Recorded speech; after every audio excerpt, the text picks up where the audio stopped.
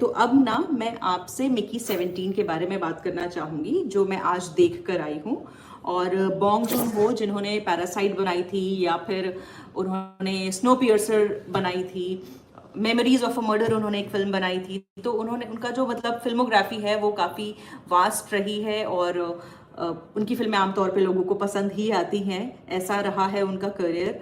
तो इसीलिए मैं बहुत एक्साइटेड थी ये फिल्म देखने के लिए, और स्पेशली एक रीज़न ये भी था कि ये किताब पर बेस्ड है। किताब का नाम था मिकी 7। तो खैर, फिल्म का कॉन्सेप्ट क्या है मैं पहले आपको ये बताती हूँ, और फिर मुझे ये फिल्म कैसी लगी उस बारे में बात करेंगे। फिल्म में जो रॉबर्ट पैटिसन है, जो इसका लीड कैरेक्टर है, उसका नाम है मिकी बार्न्स, और वो अर्थ छोड़कर भागना चाहता है। वो किसी दूसरी दुनिया में जाकर रहना चाहता है, क्योंकि अर्थ में रहते हुए उसकी सिचुएशन काफ़ी ख़राब हो चुकी है फाइनेंशियली। उसने अपने दोस्त के साथ मिलकर एक लोन शार्क से खूब सारा पैसा लिया था, और उस पैसे से उसने एक बेकरी खोली थी मैक्रोन्स की। और मैक्रोन आपको शायद पता होगा, खाने की एक चीज़ होती है, मीठा मीठा मीठा कुछ बिस्किट टाइप होता है। मुझे पर्सनली बहुत ज़्यादा पसंद नहीं है वैसे, लेकिन उसका जो बिजनेस है वो ठप हो गया था, नहीं चला था बिजनेस।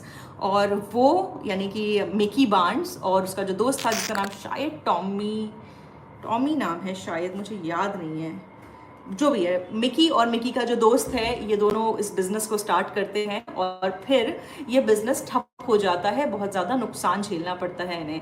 अब वो जो लोन शार्क है वो इनकी जान के पीछे पड़ जाता है, और वो थोड़ा साइकोपैथ टाइप का इंसान होता है। तो वो ये चाहता है कि इनको तड़पा तड़पा कर, टॉर्चर कर करके मार डाले, या तो ये पैसे वापस करे या फिर टॉर्चर होकर मरना चुने। तो ऐसे में क्या करते हैं ये दोनों, मिकी और उसका दोस्त, एक कंपनी ज्वाइन कर लेते हैं, एक कॉरपोरेट कंपनी ज्वाइन कर लेते हैं, जो बेसिकली इन अर्थ से बाहर जा रही है। एक स्पेसशिप के साथ ये लोग बाहर जा रहे हैं, एक दूसरा प्लैनेट इन्होंने ढूंढा है जिसका नाम है नीलवेलहाइम। तो नीवेलहाइम जो प्लैनेट है, वहाँ पर बेसिकली वो एक आइस प्लैनेट है, वहाँ पर सिर्फ बर्फ ही बर्फ है, ठंड ही ठंड है।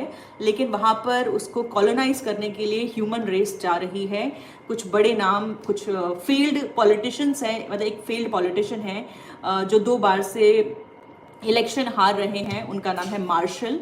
वो अपने मतलब अपनी कंपनी के साथ और अपने लोगों के साथ उसको कॉलोनाइज करने के लिए जा रहे हैं। तो साथ में इन दोनों को भी, मतलब ये लोग भी ज्वाइन कर लेते हैं। और जो मिकी का कैरेक्टर है, वो जो पोजीशन जैसे उसे मिलती है वो होती है एक्सपेंडेबल कहते हैं उसको, यानी कि उसे खतरनाक मिशंस पर भेजा जाएगा उस प्लैनेट पर।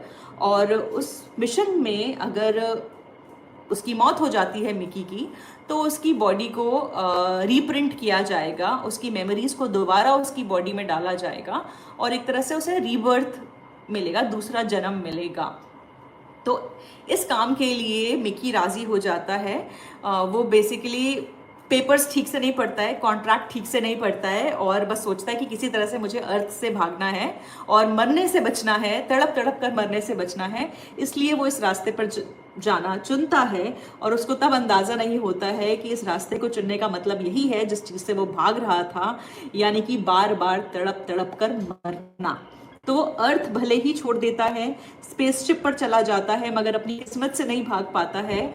को मैंने, हाँ, तो फिर क्या होता है कि ये जो शख्स है, इसके मतलब क्योंकि नाम है मिकी 17, तो आप ये समझ जाइए कि इसके 17 वर्जन तो बनते ही बनते हैं।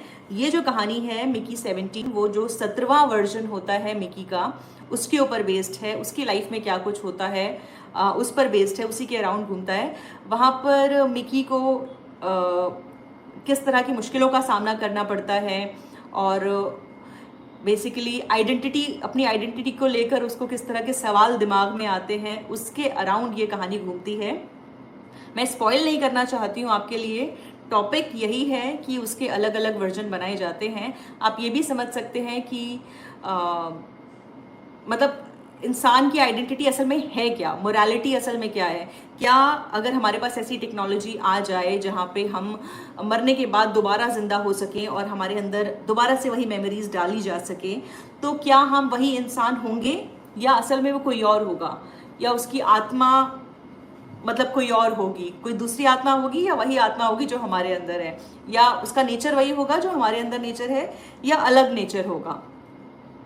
तो इस तरह के सवालों से जूझती है ये फिल्म। एक जो चीज़ मुझे भी लगी मूवी देखकर वो ये कि हमारे खुद के मतलब थोड़ा फिलोसफिकल एंगल जो मुझे नज़र आया वो ये था कि हमारे पास कई सारे रास्ते होते हैं लाइफ में, और अगर हम एक रास्ता चूज़ करते हैं तो दूसरा छोड़ना पड़ता है, दूसरा चुनेंगे तो तीसरा रास्ता छोड़ना पड़ेगा। लाइफ में कई अपॉर्चुनिटीज़ आती हैं और हम हर अपॉर्चुनिटी को नहीं ले सकते हैं।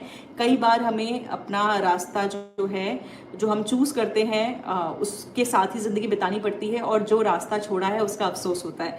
अगर आपने विशाल भारद्वाज की फिल्म कमीने देखी है तो आपको याद होगा कि उसमें एक डायलॉग था, जिंदगी में वाट इस बात से नहीं लगती कि कौन सा रास्ता चुना, वाट लगती है इस बात से कि आपने कौन सा रास्ता छोड़ा। तो जो गिल्ट है ना वो इंसान को ले डूबता है कि हम क्या कुछ कर सकते थे, जो पोटेंशियल है वो ले डूबती है इंसान को मेंटली। तो इस फिल्म में ये बेसिकली एक्सप्लोर किया गया है कि भले ही हमारे कितने सारे वर्जन्स बहुत कुछ हो सकते थे, लेकिन हम अभी जहाँ हैं जिस सिचुएशन में हैं उसमें खुश रहना ही असली ज़िंदगी है। और ये जो वर्जन है जिसके साथ हम जी रहे हैं इसको भी खुश रहने का उतना ही हक है जितना और भी किसी वर्जन को हक होता अगर हमने कोई और रास्ता चुना होता। तो जो हमारा वर्जन अभी हमारे पास मौजूद है, जो हम जी रहे हैं, उसका भी खुशी पर अधिकार है।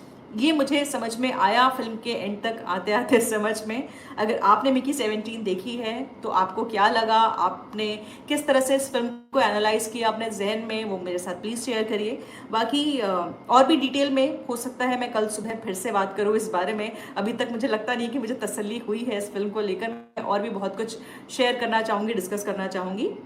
बट अभी ताज़ा जो ख्याल दिमाग में आए हैं वो यही है कि थोड़ी सी फिलोसफिकल, क्योंकि जैसे बॉन्ग जून हो को वो जब वो कोई फिल्म बनाते हैं तो उसमें एक सोशल कमेंट्री ज़रूर रहती है, सोसाइटी को लेकर, हैव्स और हैव नॉट्स के बीच जो फ़र्क है, अमीर और गरीब के बीच जो फ़र्क है, उसको वो हमेशा डिफाइन करने की कोशिश करते हैं। तो इस फिल्म में वो सब कुछ है जो आम तौर पे एक बॉन्ग जून हो के फिल्म में होता है। इसके अलावा रॉबर्ट पैटिसन का जो मतलब करियर रहा है उस हिसाब से मुझे लगता है कि शायद one of his best performances होगी। बहुत अच्छा काम किया है उन्होंने, और क्योंकि थोड़ा रोल भी ऐसा वर्सटाइल था, उनको अलग अलग बार बार जन्म होता है इस कैरेक्टर का, तो उनको अलग अलग तरह से मौका भी मिला अपने एक्टिंग स्किल्स दिखाने का, जो उन्होंने मुझे लगता है बहुत अच्छा काम किया। मैंने एक्सपेक्ट नहीं किया था, मैंने उनकी बहुत ज़्यादा फिल्में नहीं देखी है, बल्कि शायद ही कोई फिल्म देखी है मैंने उनकी। मैंने बैटमैन भी नहीं देखी है, सॉरी, और ट्वाइलाइट जो उनकी फिल्म आई थी वो भी नहीं देखी है। तो मैं सोची थी कि हाँ, हार्ट थ्रॉब तो है ये यंग जनरेशन का एक्टर, लेकिन मैंने इनका टैलेंट नहीं देखा था। तो लेकिन आज जो मैंने फिल्म देखी मिकी 17 तो मुझे समझ में आ रहा है कि लोग फ़ैन क्यों हैं इनके, और इनका इतना तगड़ा फ़ैन बेस क्यों है, या फिर इतने बड़े ऑस्कर विनिंग डायरेक्टर ने क्यों कास्ट किया इस एक्टर को। ये मेरे थे विचार मिकी 17 को लेकर। अगर आपके दिमाग में कोई सवाल है तो आप पूछ सकते हैं।